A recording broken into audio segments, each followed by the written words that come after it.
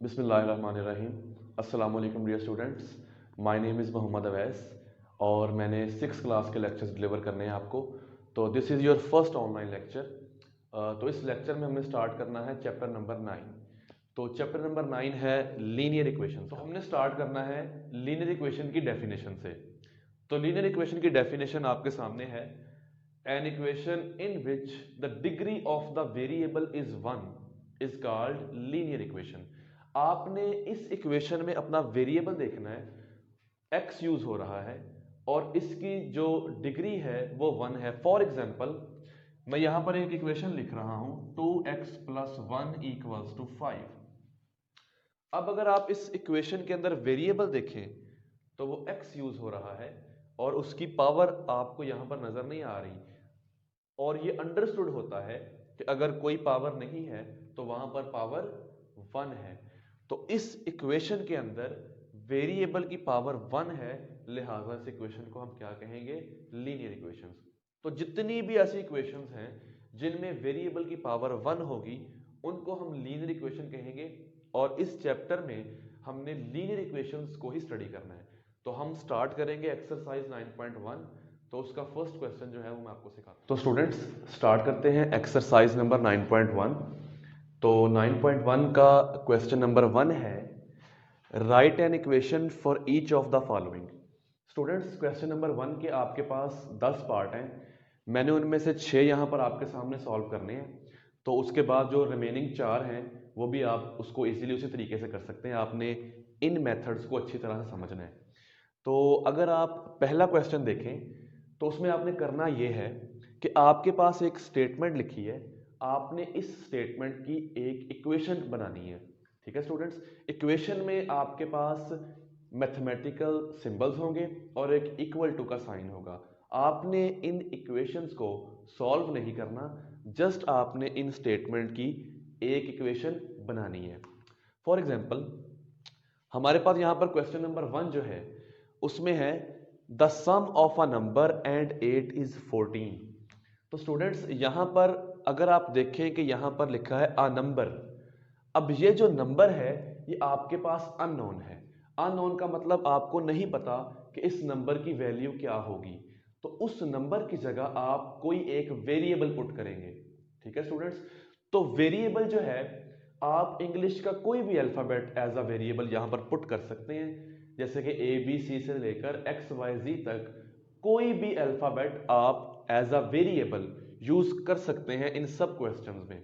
लेकिन most convenient ये होता है कि आप x को एज अ वेरिएबल लें। ठीक है, आप कोई भी ले सकते हैं लेकिन सजेशन ये दी जाती है कि आप x को एज अ वेरिएबल लें। अगर आपने कोई से दो वेरिएबल यूज करने हो तो आप दूसरा वेरिएबल y को ले लें। ठीक है, वैसे ये कोई रिस्ट्रिक्शन नहीं है, आप वेरिएबल कोई भी यूज कर सकते हैं। ठीक है, अब आपको पता है कि सम का मतलब होता है प्लस करना। आपने अ नंबर और 8 को प्लस करना है, आपने इनका सम लेना है। तो जो नंबर है उसकी जगह मैं पुट कर दूंगा x और सम की जगह आ जाएगा प्लस। आपने नंबर और किसका सम लेना है? 8 का। तो यहां पर आप लिख देंगे 8। इज की जगह हमेशा इक्वल टू आता है। ठीक है, तो इसकी जगह आ जाएगा इक्वल टू और साथ में आ जाएगा 14। तो आपने इस स्टेटमेंट की एक इक्वेशन बना दी। आपने इस इक्वेशन को सॉल्व नहीं करना, आपका काम सिर्फ इतना है कि इस क्वेश्चन में आपने इक्वेशन बनानी है।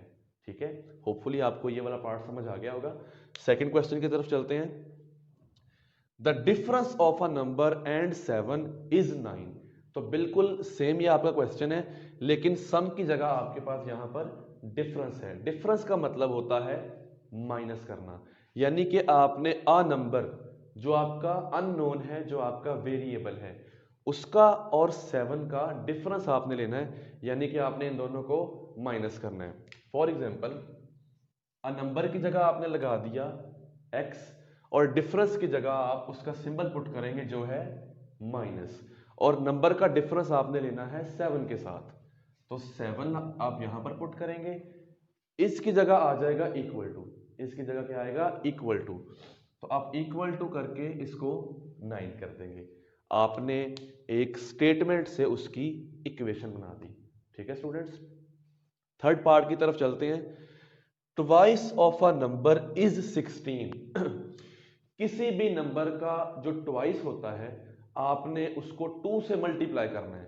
ठीक है, ट्वाइस का मतलब समटाइम्स स्टूडेंट्स को कंफ्यूज करते हैं कि आप उसमें 2 प्लस कर रहे हैं। आपने उसमें 2 प्लस नहीं करना, 2 से मल्टीप्लाई करना है। ट्वाइस का मतलब होता है अ नंबर, यानी कि अ नंबर की जगह क्या आएगा आपका, वेरिएबल आएगा। तो आपने अ नंबर का अगर ट्वाइस लेना है, ट्वाइस ऑफ अ नंबर, तो आप वेरिएबल को 2 से मल्टीप्लाई करेंगे, वेरिएबल को 2 से मल्टीप्लाई करेंगे। तो यहां पर आप लिखेंगे 2 मल्टीप्लाई बाय एक्स। अब स्टूडेंट्स, एक कांस्टेंट और एक वेरिएबल के दरमियान में अगर कोई सिंबल ना भी आप लगाएं तो वो कंसीडर्ड मल्टीप्लाई ही होता है।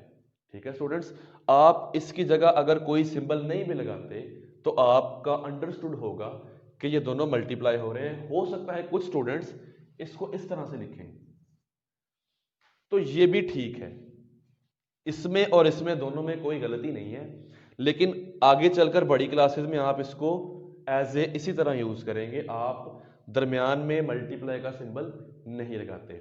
ठीक है, ट्वाइस ऑफ अ नंबर, यानी कि आपने नंबर को 2 से मल्टीप्लाई किया, इसकी जगह क्या आता है, इक्वल टू, इसकी जगह क्या आ गया, इक्वल टू, और आगे क्या आएगा, 16। ठीक है स्टूडेंट्स, तो होपफुली आपको ये इक्वेशन बनानी आ गई होगी इन 3 सवालों की। तो चलते हैं जरा इसके फोर्थ पार्ट पे।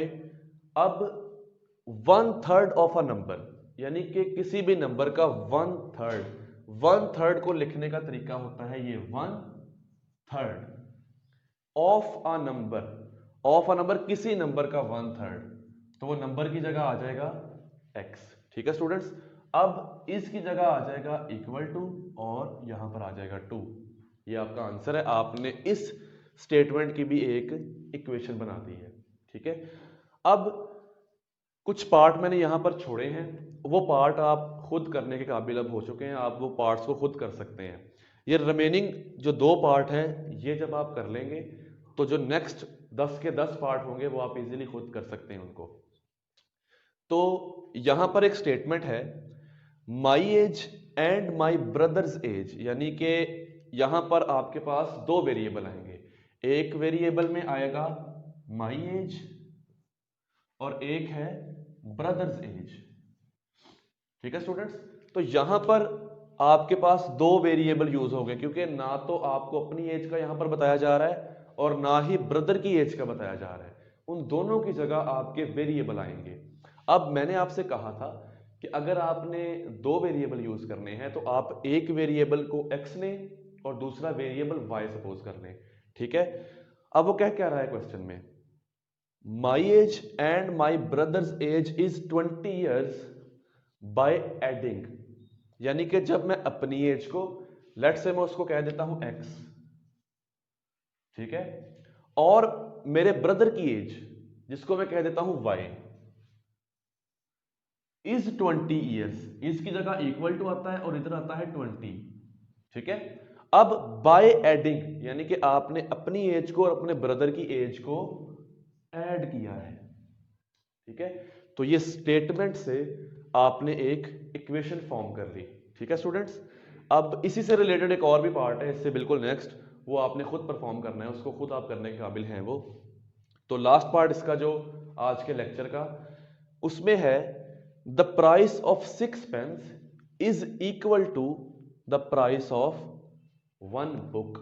अब यहां पर आपको बुक की प्राइस नहीं पता, ना ही आपको पेन की प्राइस पता है। प्राइस ऑफ बुक और प्राइस ऑफ पेन आपके लिए अननोन है, इसकी जगह आप वेरिएबल पुट करेंगे। ठीक है स्टूडेंट्स, आपको पेन की प्राइस तो नहीं बताई गई, ना ही बुक की प्राइस बताई गई है, सिर्फ आपके पास ये इंफॉर्मेशन है कि 6 जो आपके पेन है उनकी प्राइस एक बुक की प्राइस के इक्वल बनती है।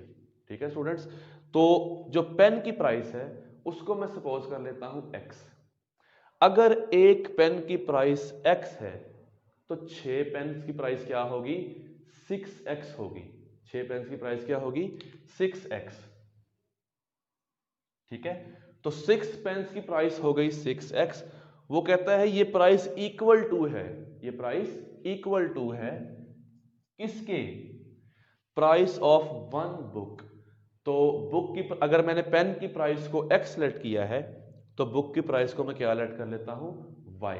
और 6 पेन की प्राइस जो है एक बुक की प्राइस के इक्वल है, तो यहां पर मैं 1y नहीं लिख रहा, सिंपल y लिख रहा हूं। उसकी वजह आपको पता है कि यहां पर अंडरस्टूड है कि यहां पर 1 लिखा हुआ है, यहां पर ये एक बुक की ही बात हो रही है। तो स्टूडेंट्स आपने स्टेटमेंट से इक्वेशन बनाना इस क्वेश्चन नंबर 1 में सीखा है। तो नेक्स्ट जो हम क्वेश्चन नंबर 2 करेंगे उसमें हम इन इक्वेशंस को सॉल्व करना सीखेंगे। तो होपफुली आपको आज के लेक्चर में स्टेटमेंट से इक्वेशन बनानी वो है जो आ गई होगी। तो आप इसकी प्रैक्टिस करें ताकि नेक्स्ट जब मैं आपको लेक्चर दूं तो उसमें आपको इक्वेशंस को सॉल्व करना सिखा सकूं। तो आप उसको अच्छे तरीके से आज आपने उसकी प्रैक्टिस कर लेनी है। Thank you so much.